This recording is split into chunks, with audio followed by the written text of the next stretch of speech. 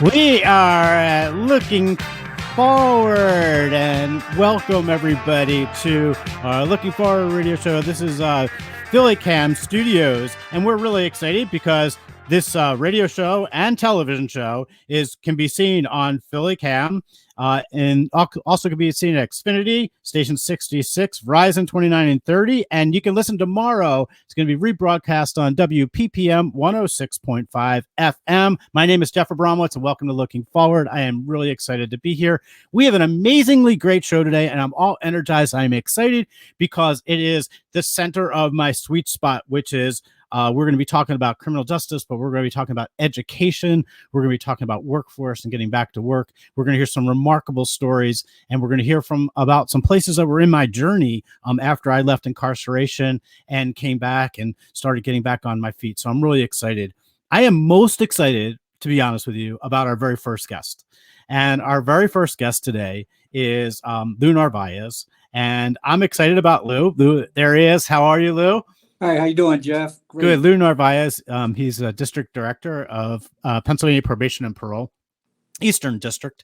And I have the hugest apology, and I have to do this on air because you have been a supporter of this show in breaking down those silos between men and women coming home and on probation and parole, and those people that are tasked with supervising and monitoring them.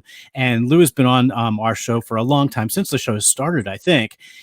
The last 2 years. And recently, when we moved to television the last few weeks, we've been trying to get Lou on the show. And due to the security, I guess, and the Fort Knox atmosphere over at Probation and Parole, we've not been able to get him on the air. But we got him down to the studio today live. And welcome, Lou. How you doing?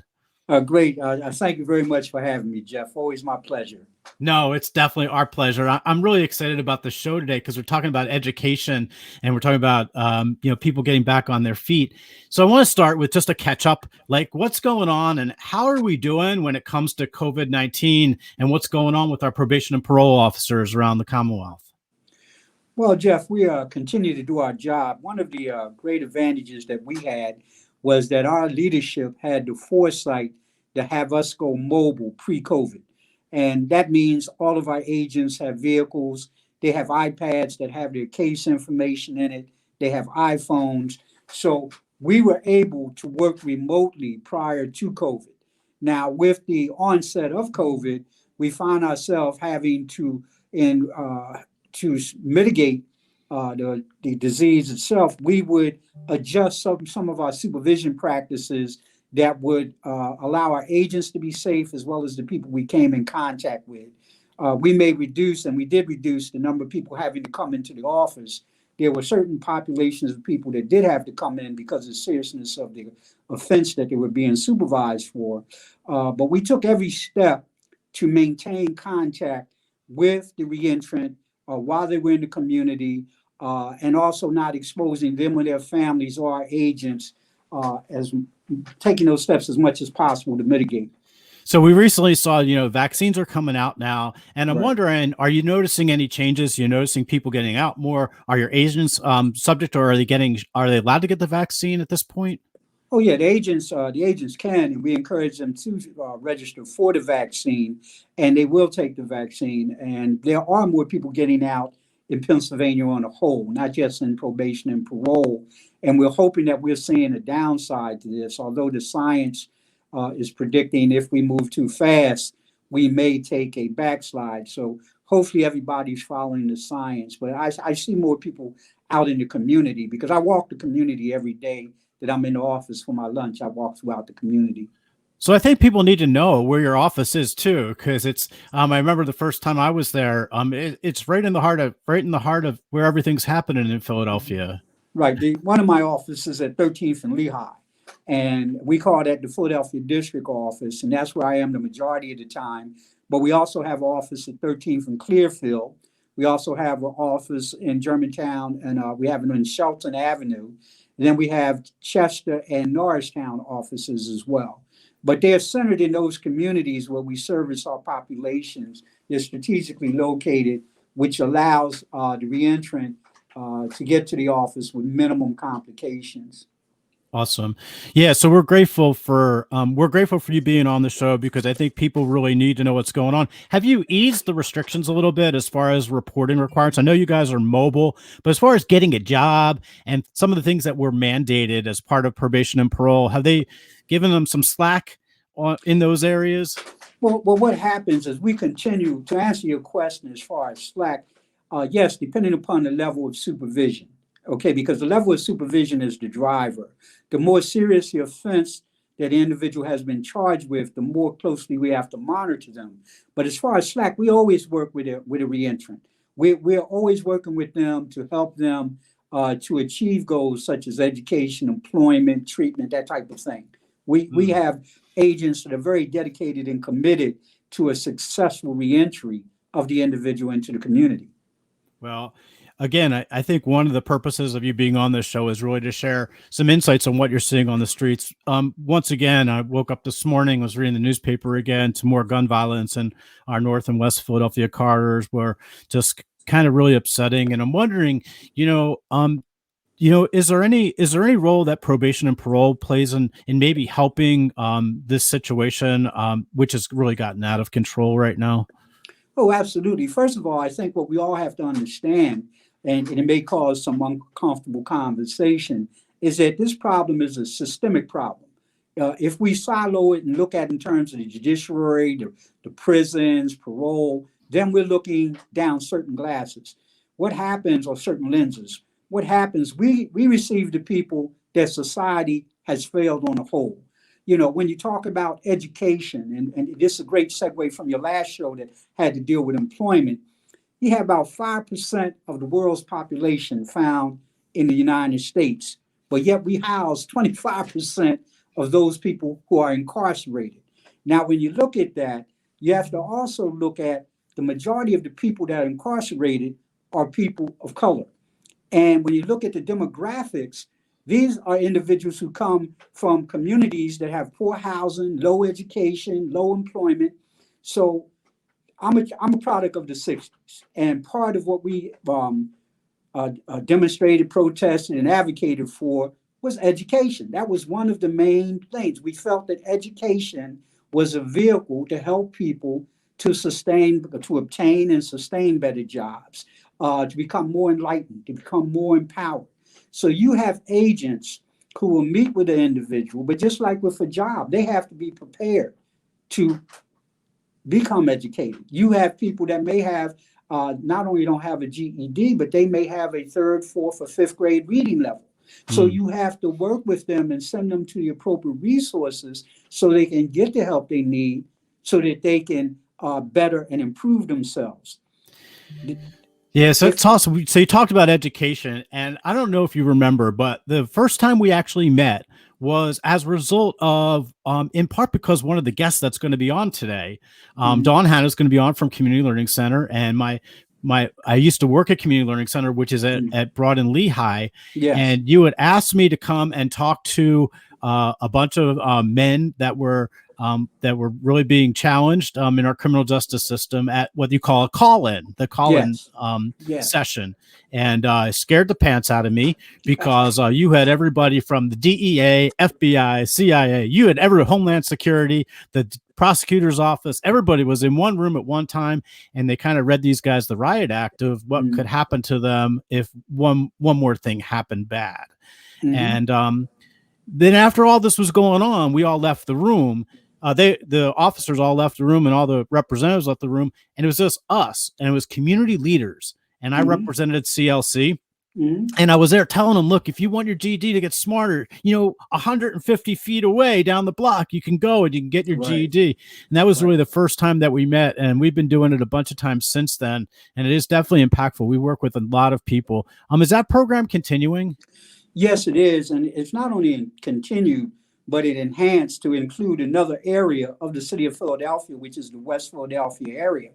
And basically, the structure of the program did not allow us to continue to move forward the program during COVID, because as you're aware, we had large groups of people, and that was one of the things science said you couldn't do. You couldn't congregate in large groups. However, we're hopeful that we can begin or resume the program as soon as some of the restrictions are lifted, where we can have a number of people meet and we can continue on. And that was education as well. It was educating the reentrant as to this is what will happen if you're unsuccessful. But the purpose of it was this is what we want to help you to do so you can be successful, to successfully reintegrate. I just want to share, if I can, one thing with you. The Bureau of Justice Statistics had did a study among 30 states in the United States and found that out of 404,000 some incarcerated individuals, when they released, 2/3 of them within a 3-year period recidivated. And in a 5-year period, 3/4 of them recidivated. However, there was a 43% reduction in recidivism on those individuals who had received some type of educational or participated in some type of educational program within the institution, whether it was getting a degree, a GED. And that goes back to what we were saying in the 60s as far as education empowers you. It empowers you. It gives you insight into a different experience, and it gives you hope and faith and belief in being able to acquire a different value system. It definitely does. Thank you. So I so appreciate you coming on today, and we value your friendship to the show, the work that you guys are doing in Philadelphia, and helping us break down the silos. We're going to take a break, but when we come back, we're going to be meeting Dawn Hanna at Community Learning Center, and one of their Rockstar students, Carlos, is going to be on, and we'll be right back in a minute. This is Looking Forward Philadelphia, and we'll see you in a second.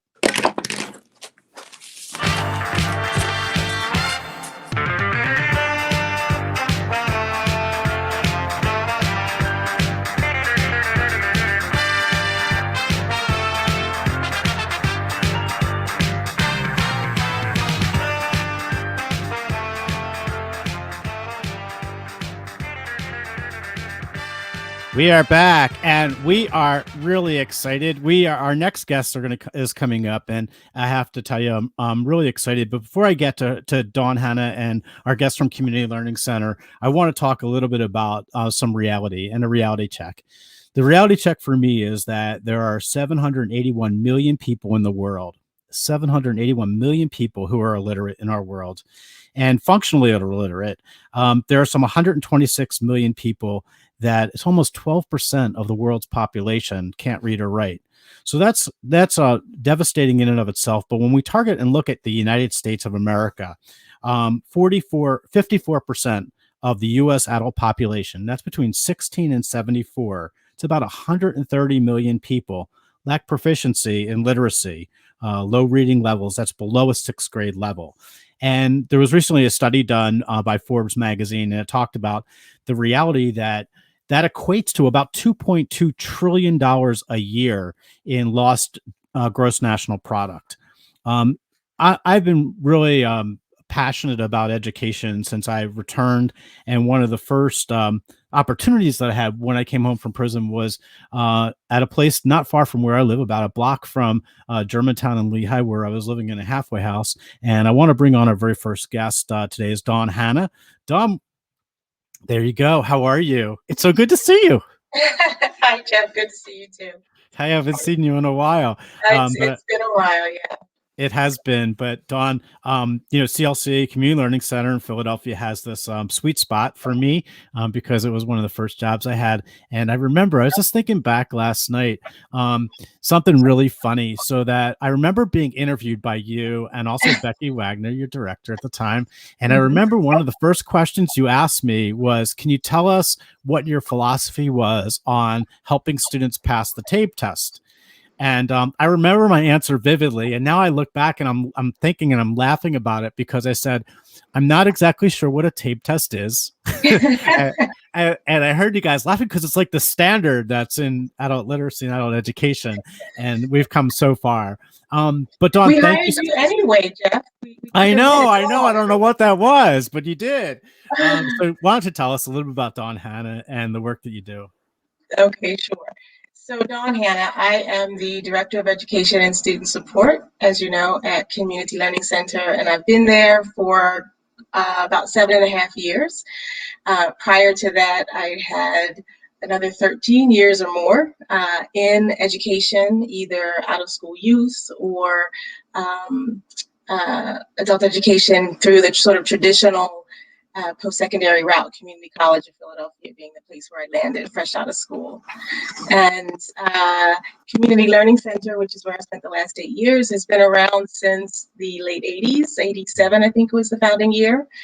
Always serving adults, always attempting to help folks get the skills that they needed to thrive, to survive in the workforce, to be able to support themselves and their families. I've been doing that ever since. So Dawn, you could tell us your community learning centers in both North Philly and West Philly. We'll give out the addresses and every phone numbers during the show. But I'm curious, like, why, from your perspective, why is adult education so important? The exact reasons that you were just talking about before the break in the segment. Your other guest talked about the rate of recidivism, for example, and how high it is, relatively speaking, for those who haven't studied after getting out.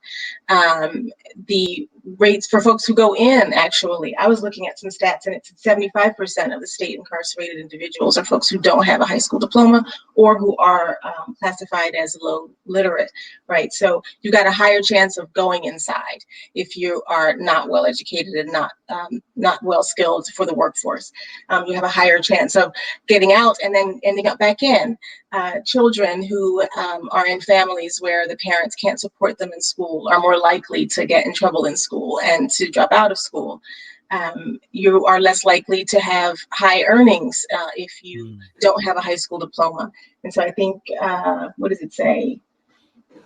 26% of Philadelphians here, I'm citing a recent study, 26% of Philadelphians live below the federal poverty level. That's 126,000 kids and 238,000 working age adults and 32,000 seniors. That's a lot of people who are poorer by virtue of, in part, not having access to quality education, not having high skills, and not being able to get jobs that are self and family sustaining. Dawn, can you share with us a little bit, what are some of the barriers that you've seen at Community Learning Center that students have when they're going through the system, and there's so many challenges, but what are the biggest ones that you see people facing? Our student support staff, when I ask them that question, they talk a lot about barriers related to supports that people need when they are low income. They don't have the resources for childcare, consistent and quality childcare for their kids that allows them to be able to attend classes. They also don't have supports that are related to their own well-being, whether it's mental health or physical health. Our learners suffer from chronic ailments that they would probably not suffer from if they were higher income and better educated, which we find to not be the case in adult ed programs. Most of the folks who come with us are here with us because they are low income, because they are low skilled, and they suffer because of that. Yeah, we talk about persistence. Is like, if there's one word that really kind of highlights, our learners, adult learners in Philadelphia and around the country, is that this drive, this persistence factor, that in order to really be successful, you got to keep at it and chopping away, because it's really hard. You have daycare, a lot of people are working at the same time. Yeah. And I remember a lot of stories where people would come in and say, Mr. A, I got this class this morning. I'll be in your math class this morning, but I got to, I'm just getting off a overnight shift. And then I got to get home to the kids by 12 o'clock or get them from school. Right. Really incredible. It's tough. I mean, when I think about some of the things that our learners are balancing, there are things that I did not have to balance, right? And you and I talked about how I entered adult education and as a single parent, and I was challenged, and I was saying to some of our students, I get it. It's hard being a single mom. And I said to you, it's not as hard for me as it is for some of our learners who don't have the supports that I had, right? Who don't have flexible work schedules like my job allowed me to have. So it's harder, right? And those folks who are balancing multiple jobs and kids and inconsistent childcare, or schools that aren't really doing well by their kids. It's a lot. It is a real lot. So what would you say? What would you say to give some wisdom to those men and women that are out there, maybe don't have their high school equivalency yet, but have been thinking about it, like it's on their bucket list? And what would you say to convince them to really dig in and just walk into your doors? They won't regret their high school diploma. I can guarantee it. It's going to be hard to get it, but once you get it, you will not regret having spent the time. And, you know, you're going to be 2 years from now, a year from now, 6 months from now, however long it takes you to get it. If you weren't to get it now, 2 years from now, a year from now, 6 months from now, you'll be regretting not having it. Awesome. Yeah, it's great stuff. We're going to bring on a student in a second, but I'm curious. You know, we've been really working in this crazy world with COVID-19, and I'm wondering how has Community Learning Center pivoted and been able to adjust? Yeah, I mean, that's one of the sort of silver linings, Jeff, is we'd always been trying to do distance learning to support learners when they were when they had to be absent. You know, if they had illness in the family, or they themselves had to be absent from school. You know, you could go online and use this resource, and we encourage people to do that, but we didn't really force ourselves to use the systems to its maximum capacity. COVID kind of forced us to do that. So we went one day in March from in-person services with a little bit of distance to the following Monday morning, everything was remote. We had to maximize the use of those systems. We had to leverage partnerships and get people devices, and our learners are actually doing it. And some of our teachers are surprisingly thriving in a remote environment. And in addition to that, you know, now that we've been able to come back, we do this sort of blended thing that I would have never thought possible, where we're video conferencing, and it looks like Hollywood squares, you know, on the screen, with the students are there and the teacher is in the room, like the host of the show, and other students can be in the classroom physically there. It's just a whole new world. So I'm excited about the possibility of being able to blend all of this together once we're after COVID. That's awesome. So before we bring our first guest on with you, and we're going to have the three of you us on at the same time. Carlos is going to come on in a second. How do we get to CLC? How do we reach you if we want to roll in your classes? You're going to go to, oh my God, the website is communitylearningcenter.org.org. There is a link on the website. If you can click on it, there's a form that you can fill out online to express your interest in the program. Again, that's communitylearningcenter.org. Awesome. Good stuff. So we got to bring on Carlos. Carlos, we're going to bring you into the show, and there you are. So Carlos, you were told that you're one of those CLC rock stars that we had an interview, and why don't you tell us who you are and a little bit about you? Well, I'm from Philly. My name is Carlos Jackson. I'm married. I got 3 boys, 17, 15, and 13. So awesome. And you like the 76ers. Yeah. Yeah, we got that. We could see the shirt. So tell us a little bit. I think the biggest challenge is walking in the door. So what got you to the door of CLC, and what prompted you to walk in? Well, I always taught my sons the value of education, and I hadn't finished school, so it was time for me to get that confidence within myself, and it feels great to have more confidence, now that I'm in school. It's very great teachers at Community. Well, we'll get there in a second, but you walked in the door, and you see instructors there. You go through the process. What was it like when you walked in? Your first experience, like when you got there? Well, I was nervous. Of course, I'm older, so to have to admit that I didn't finish school to everybody. That was a little nervous, and after a while, with all the support that's around you, gradually that just goes away. So what grade did you finish in school growing up? I went up to 12th grade, and then I had my first son, and it was just time to go to work. So I told myself I'll do it later. I put it off, and I promised myself that. How hard was getting back in the game? I remember as an instructor having to learn, like I hadn't taught GED math. I taught GED math when I was away in prison, but when I came home, I had to learn more and try to be able to teach it. You have to learn even more than that so you can know it well. But how hard was it for you to get back in the game and remember your multiplication tables and Pythagorean theorem and all that good stuff? It was very challenging, but you get the confidence after you know you've learned it.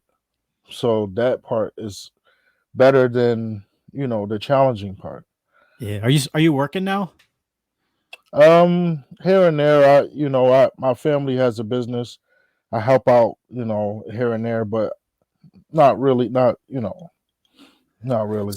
So tell us a little about CLC. Tell us about your instructors and how you doing in class. Well, I hear I'm doing good, you know.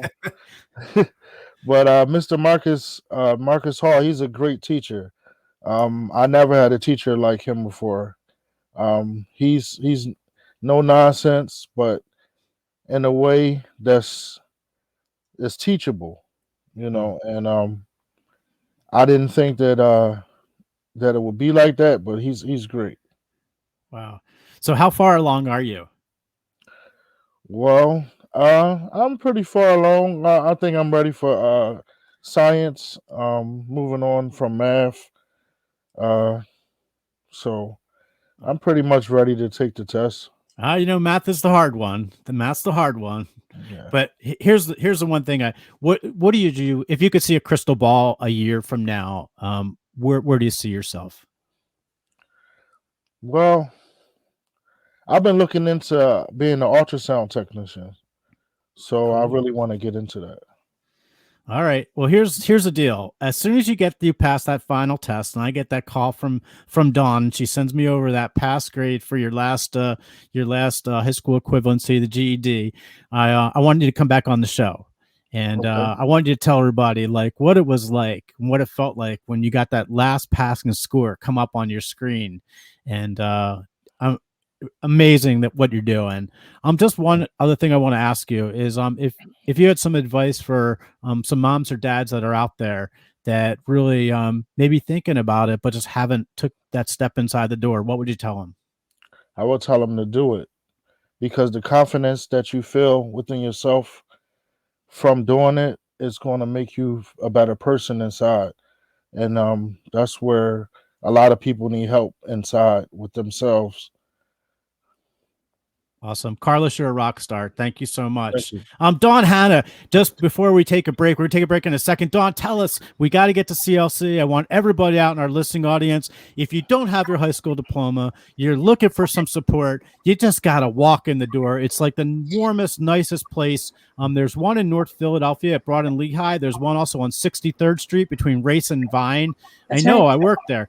And Dawn, tell us, how can we get to you? Give us your website again so we can reach you. Sure. It is Community Learning Center, all one word, communitylearningcenter.org. communitylearningcenter.org. And we know you guys are also we're part of the My Place campus. So that's right.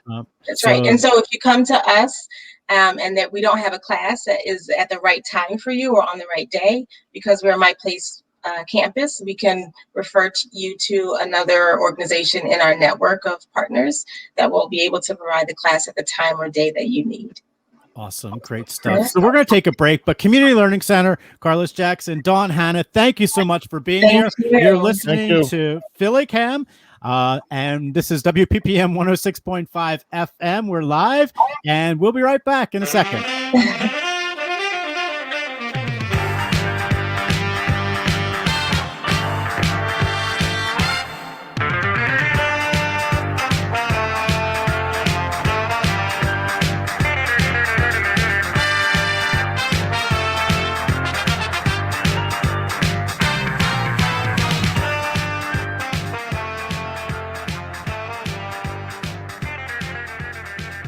We are back. You are listening to Philly Cam. This is Looking Forward Radio and Television.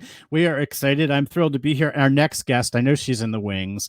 She's been a friend for the last few years.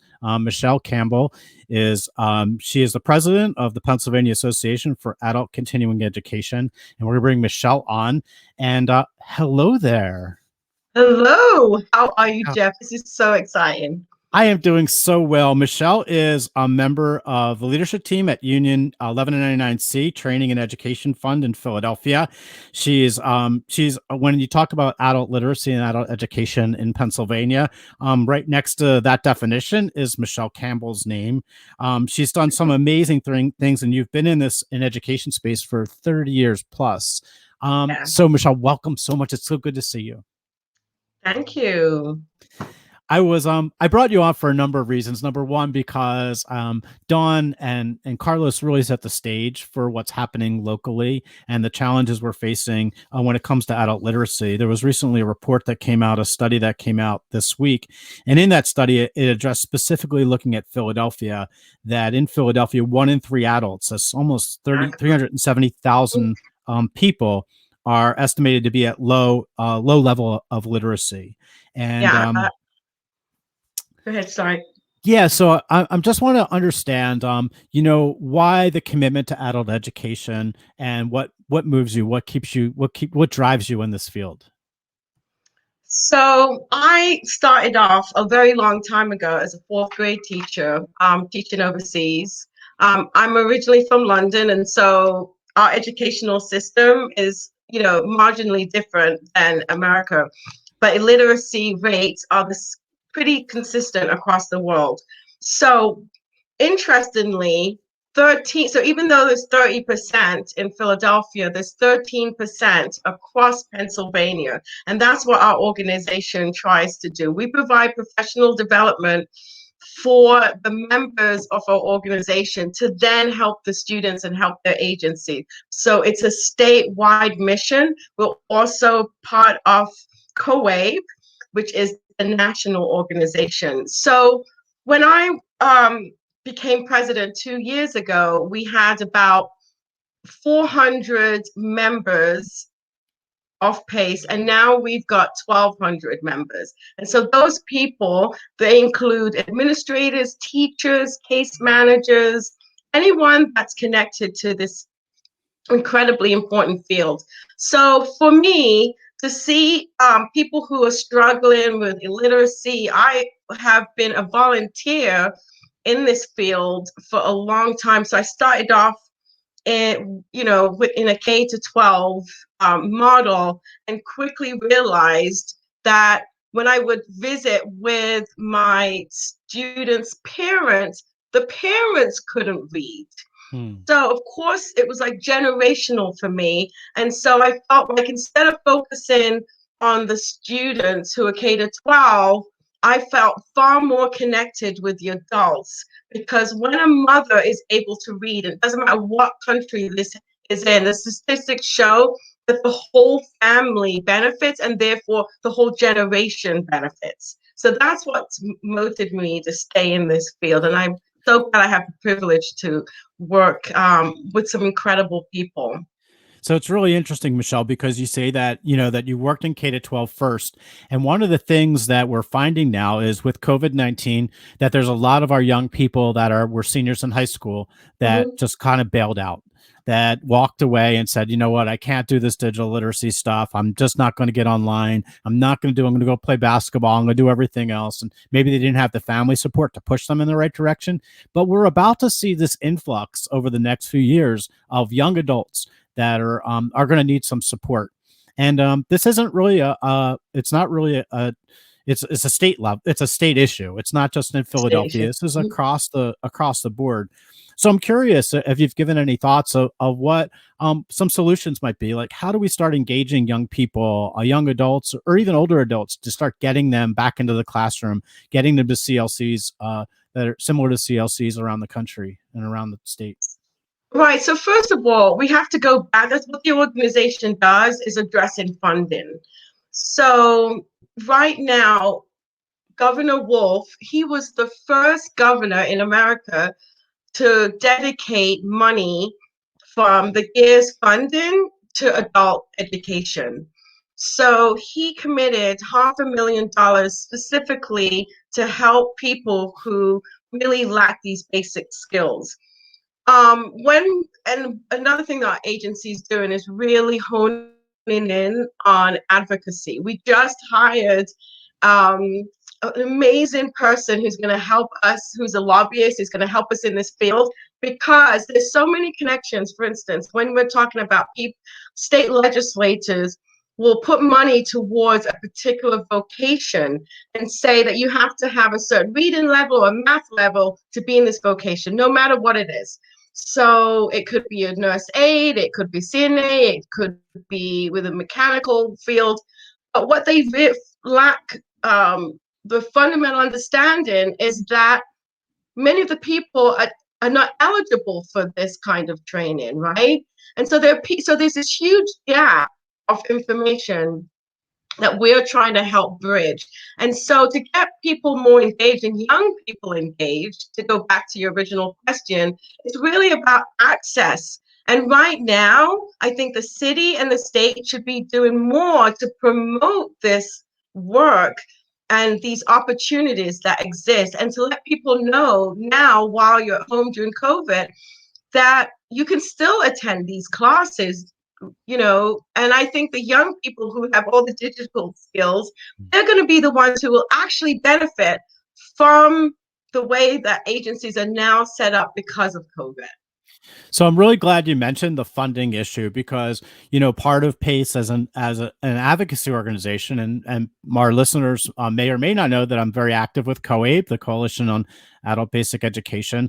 And one of the things that that's important is making sure that we have the funding. And I was really proud when Governor Wolf stood up, and he was one of the first, and only a few governors across the country stood up and actually used some of the CARES Act money to help people get smarter during this pandemic, which was really a smart thing to do. If you would say that you had besides the funding issue, if you had one kind of message that you'd like to send out to adult learners around the state, what would that be? Like, is it an access issue? There's always it's an access issue, but because people don't know what exists. So if you don't know what your benefits are, so for instance, at 1199C, if you're a union member, you know that part of your dues will actually go towards helping further your training and education. But people don't realize, in the general public, that these opportunities to get your high school diploma and then to go on to other vocational work, they don't know these opportunities exist. You will not see them on a SEPTA sign. You will not see them on the train. This is what the city should be doing to help promote, because right now we get funded by the feds and the state to provide services, and we actually also need more students. There are a lot of students who have, because of technical issues, have chosen not to, people who are more comfortable being in the classroom feel that technology is a barrier. But there's some people who don't, and we have to maximize all of our energy and time to recruit and get those students. So social media, whatever we have to do, we've got to make this hip for them. How do we do that? Yeah, it's funny, but people, let's find other organizations that can promote this work with a natural relationship, a natural buy-in. One of the things, Michelle, honestly, is that, I always say you can't be a carpenter unless you know fractions.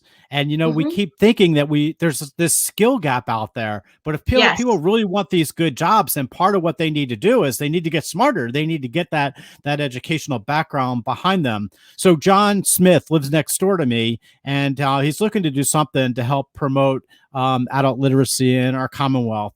What kind of things would you suggest to him? So John Smith, tell me a little bit about John, and then I'll tell you how he can help.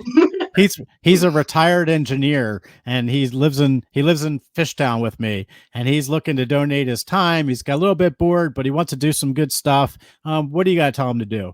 All right. So what I would first suggest is that he become a tutor and maybe do one-on-one with people who really need that connection.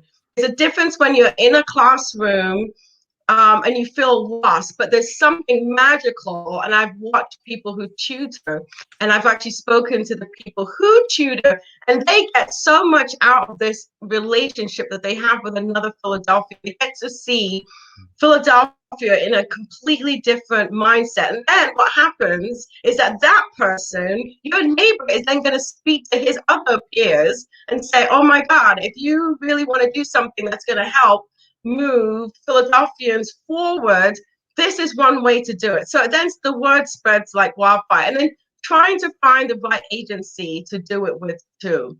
So with PACE, we have a slew of tutors. We offer professional development. The city used to offer professional development for tutors, and I'm hoping that will come back and be revived again. But that's a segue into them getting started. And then once they start one-on-one, once their own skill, becomes more refined, then they can start teaching a small group. And some people think that just because they have this wonderful education, they're naturally good at like explaining that. So what the training will do is help them to understand the population that they're working with. Because so many people, so many tutors are completely mortified when they start working with adult learners to see like what this gap in skill is. So Michelle, I want you to do me a favor. I know you're active in PACE, and I'm looking forward to the PACE conference that's coming up not too distant future. Yeah. But I want you to do me a favor that I want you to remember that there's a population out there of over 2 million individuals that are incarcerated behind our walls, that many 95+% are coming home. And many of them struggle with literacy and need adult education support. And in your discussions, and as even with PACE, is to remember that group of people, because they're coming home, and those are the same people that Mr. Navarez was talking about earlier in the show from Probation and Parole, that often need this support so that they can get that serious job where they can get a career pathway out of it. And we're looking forward to it. We're looking forward to all the advocacy that PACE has on board, and we're looking forward to that, and want to thank you for being on the show today. So Michelle Campbell from Pennsylvania Association of Adult Continuing Education. And Michelle, thank you so much for being on. Is there a place that you'd want to direct people to get some information about PACE? Yes, our website is PACE, WWPAACE site, site.org. And that's our website that we have. And it will also help people who want to do advocacy work on many levels. But Jeff, just to let you know that we have not forgotten about the population of people who are coming home.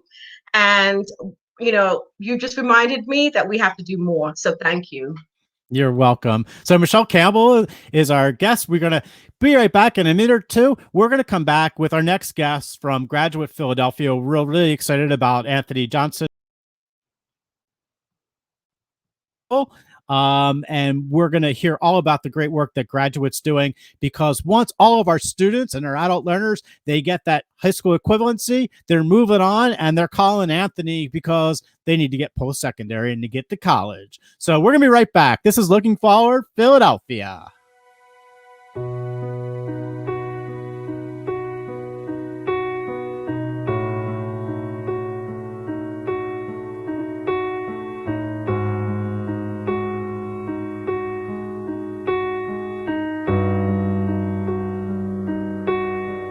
They say,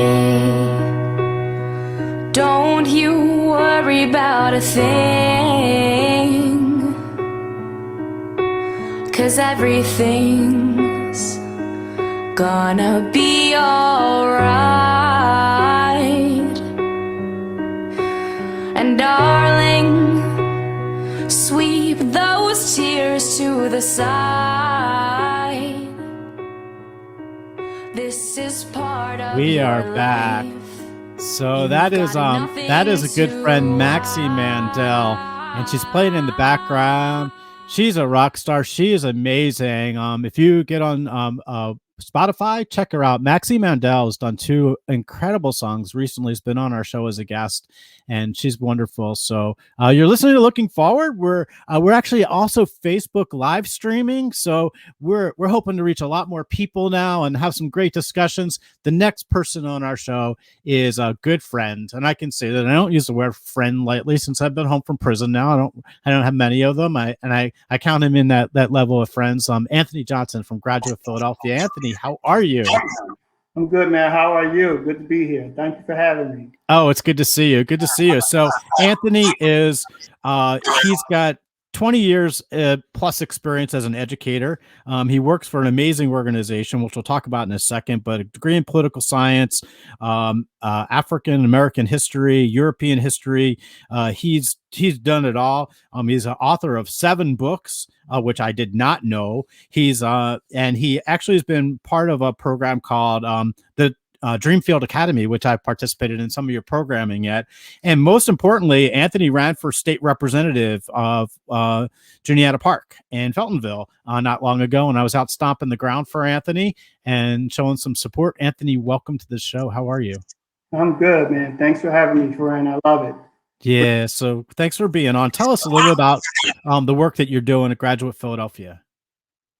Graduate Philadelphia celebrated its 15-year anniversary a couple of months late last year. We're located at 1635 Market Street. And what we do there is that we work with adults who have either attended college and stopped going or who would like to go for the first time. We have multiple college partners from Temple University to Lancaster Bible College to Pierce College, Chestnut Hill, Community College of Philadelphia, Thomas Edison State University, Widener. And what we love doing is that we help those adults who want to go back to school and complete their degree or who want to go back for the first time. The great thing about Graduate Philadelphia program is that when you come to our program, and it's a free service, once you become a member, a family member, we like to say, of Graduate Philadelphia, then the partner schools, they're going to do everything that they can to get you accepted into the program of your choice. Your application fee is waived. We assist you with your completing your FAFSA forms, your college applications. We provide an array of scholarship and grant opportunities. And we also help, the biggest sticking point is helping you for those who owe the federal government money. And what we do is that we act as an agent for you. And we reach out to that agency that has your defaulted loan. And we help structure a payment that is good for you, not them, good for you. Sometimes as little as $5 a month. And what happens by doing that, before you do that, you owe the federal government, so they're going to take the taxes, they'll garnish the wages, they'll put a lien on your house. Once you come to us and we get a payment arrangement set up that's good for you, you get put on a 9-month payment plan, you pay it every month. By month 6, you pay it on time, you come out of default. Now you not only are able to apply for federal aid again, but your tax returns now, your refund check, you start getting those again, your wages stop being garnished, and the lien comes off your house. So Anthony, we see a lot of people that come to us and say, "Yo, Mr. A, I went to school, went to a trade program, or I got a student loan a long time ago, and there's no way I'm going to get more funding." And what I'm hearing, I guess, is that you guys, that's the purpose of Graduate Philadelphia, is to work with those individuals to try and get them back in the system and figure out how you can deal with that. Correct? Absolutely. We do a lot of basically, it's like we're campaigning for you. We want to make sure that whatever it is you need to finish school, we're going to go out our route. We're going to work extra hard to get you the financial aid that you need to accomplish that goal. Does Graduate Philadelphia do anything to support and like bridging, getting people ready to actually go back to school? Look, I haven't done math in a long time, and I'm a little afraid about going in the classroom, and maybe my reading skills aren't all the way up there. I sort of don't know a lot of that math. My times table's a little down, whatever it may be. Is there any bridging that's done, any tutoring or that kind of support? Absolutely. we either do it like, say, myself or Denise Whitaker, a senior a college advisor, or we bring in math specialists. We bring in writing specialists. We bring in the top people to provide workshops, as you said, to get them ready. There have been people who haven't been in school in 20, 30 years. So we bring those people in, or we do it, and help them bridge that gap. So when they say, okay, Anthony, I'm confident now, I'm ready to go back. And then we make sure that they continue to get those services once they start school. So we make sure that we reach out to the school that they're going to go to, that they're going to be attending, and ensure that they get it. Because once you sign up with us, it's not one of those things, Jeffrey, where we get you enrolled in the school that you want and we're like, goodbye. We're going to be with you from the day you sign up with us to the day you walk across that aisle to get your degree. So it's funny, Anthony, Anthony's been with me since I started some reentry work in Philadelphia.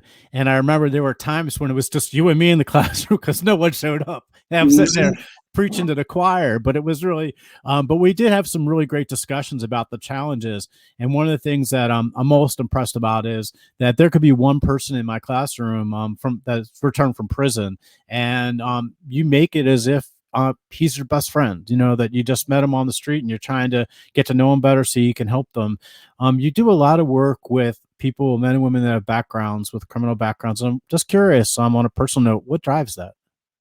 I always tell the story. I'll make it short, but my brother was incarcerated, and he would always write me and say, hey, man, you should come see me. And I'm like, I don't do the prison stuff, I just one weekend I went to go see him, and I was appalled by the conditions. I was appalled that a lot of these guys were just sitting around. There didn't seem to be like no motivation to get going. A lot of these guys were coming out in a year or two, so it was nothing being prepared. And my brother was in that same boat. I mean, he came from a good family, but he had gotten to the point where it was just like, he's here. He's just going to relax until it's time for him to go. And I was passionate that, more needs to be done. And I think education was the key. So when I came back from that visit, that was more than 20 years ago. I said, you know what, I'm going to do my part and, make a way. So that's how it got started.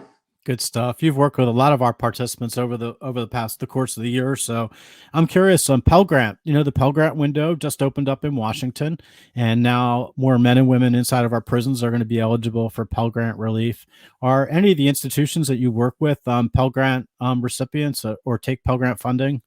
Absolutely. CCP, most of the schools take Pell Grant funding, and it's important. I mean, because our brothers and sisters are coming home, and the goal is that we want them stepping out of the prison into a classroom. And we can't keep talking about, giving opportunities to everybody if we're not willing to give opportunities to everybody. So, yeah. Anthony, part of the legislation that was passed was also a change in the FAFSA form, which really makes it a lot easier for people. I know I tried to fill out a FAFSA when I was working with somebody, and I got a law degree. I got my Juris Doctorate, and I couldn't figure the darn thing out. Definitely is challenging. So I'm curious, have you seen the new form, and have you been working with anybody with it? Or it's not we take a training every year, because every year they tweak it. Excuse me. So we sign up, Denise and I, and with COVID now, we do the virtual, and then individuals that have to fill it out, we walk them through it. And honestly, they're like, hey, Anthony, I got it. This is I'll text you or I'll call you if I need help, but I got it. The number one thing that was always frustrating people, though, Jeffrey, was the tax information. And once they put in there where you could upload it, like they would take you to the IRS site, and all they needed to do is check your information, your birthday, all that stuff. And so they would upload the tax information. Yeah, that poses other challenges for those that haven't filed taxes. They're a little wary about going in and filing, giving permission to do that. But I get it. I want to talk to you a minute about a great program that I know Graduate Philadelphia is working on, and that's the Philadelphia Skills Forward program. So I know it's a partnership with Accenture, Philadelphia Works, the Chamber of Commerce. Can you tell us a little about what that program is and when it launches? Well, the program basically is a certificate program. It's several tracks, including entrepreneurship, healthcare, program software, IT, and what it does is it helps, and it's different other skill sets on there where you can improve resume building. So it provides you with a wealth of information and also tutorials that each individual that signs up for the program, once again, a free service where they can go in and they can basically learn different topics at their pace. It's been taking off like gangbusters because there are a lot of people who aren't interested in going to college. They can go through this program and really get a feel of the academics. So this is some of the stuff that the participants have engaged in, and it's interesting. Yeah, it's interesting too that there's a mentor component to it too. People that are going to be reaching out. I signed up to be a mentor to some people through the program. And when does the program launch, or has it already started? It's launched. Yes. Okay, great. How can you give us, if we were to want to get some information on the Skills Forward program, where could we go to? You can go to you can contact me at Graduate Philadelphia. My phone number is 215-715-0355. And you can also go to Graduate Philadelphia. That's Graduate Philadelphia, one word, .org. And you can sign up. You can go through an intake form that you fill that out, sign up, and then they reach out to me. I contact you, and we get the ball rolling. Anthony, you have a whole audience out there. All three of our viewers right now are listening, and I'm just kidding. You got a whole audience out there that are thinking about going back to college. They have their high school diploma, and now they may be transitioning because of COVID. They've been laid off, and they're thinking about going back to school. What are you going to tell them? What are you going to get them to go to get to you, to Graduate Philadelphia? What could convince them to open that door? Well, in addition, because of the COVID, we've expanded our resources. We've expanded our services. So not only are you coming to Graduate Philadelphia for academic reasons, but you're also coming to us for economically. So we provide a wealth of job opportunities in the city, throughout the city. We provide information if people need computers and stuff. We partner with like small computer places who charge very good rates for PCs. We're starting at $65. So you're not just coming to us now for an education, but you're coming for us for sort of like a buffet. You're getting a little bit of everything, because we knew that at Graduate Philadelphia, we had to change with the times. So those are some of the things that you're going to get when you come to Graduate Philadelphia. And how much does this cost again? Come on, you got to give me my favorite line. $3.95. It's $3.95. $3.95. I love it. It's $3.95, Philadelphians. Yes, thank you so much for being on. Graduate Philadelphia is an amazing organization. We've been working with them for years, and the thing that really I get is that they're reentry friendly. They're friendly to people that have challenges and barriers, and they want to work with you. They'll sit down with you. They'll help you work through it and really figure out what's next. So I want you to reach out to Graduate Philadelphia. We got 2 minutes left, and I want to take a minute or two. Thank you, Anthony, and we'll be checking in with you. Anthony's on our Looking Forward Zoom call every week that we have for our orientation for the Looking Forward Reentry program, and we hope you'll reach out to, if you need reentry support, that you'll reach out to us there. That's really easy to get to. That's at lookingforward.jevs.org, and you can get some information. But on Tuesdays and Thursdays, we have orientations. And again, check us out at lookingforward@jevs.org. And the number is 484-533-7002. I can't thank all of our guests today. Education is such an important piece of the puzzle right now. And I want to thank Lou Narvaez, our guest from Probation and Parole, Dawn Hanna, and Carlos Jackson, who really shared. Carlos, obviously, we wish him well, and we want to see him back on the show soon. and Michelle Campbell from Pennsylvania Association of Adult and Continuing Education, and Anthony Johnson from Graduate Philadelphia. I'm Jeff Abramowitz. It's been a great week talking education here and the importance of adult literacy and adult education across our country. This is Looking Forward, and we look forward to being here again in a few weeks. So have a good one, everybody.